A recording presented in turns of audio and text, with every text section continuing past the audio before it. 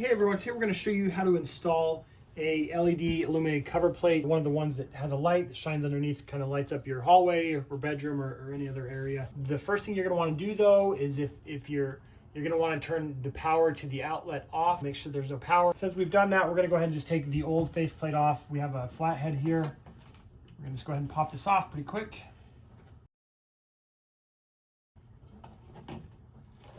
And this is the faceplate that we bought. We bought it from Costco. We've already installed the first two, and we're gonna go ahead and install this one now. So you see on the back here, it's got these little tabs.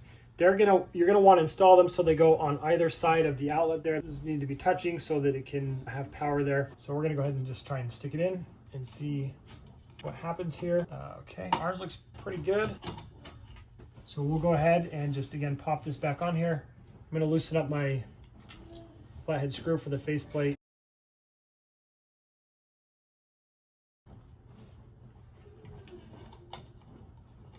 And you just want to line that screw up with the hole for the screw. Now let's go ahead and tighten it here.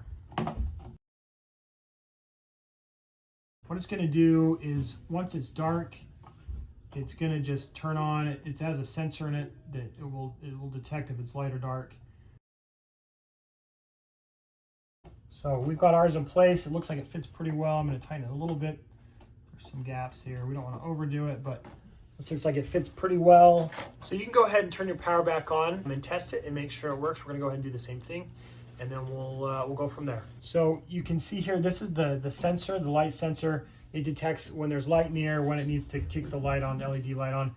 So if we cover it, you can see that. We'll go ahead and turn our light off, our hall light off here. And as you can see, it lights up as intended. And so we can tell that this is working here. We should be good to go. Let us know if you have any questions or concerns in the comments below. And remember to like and subscribe to Big Al Repairs. Thanks and have a great day.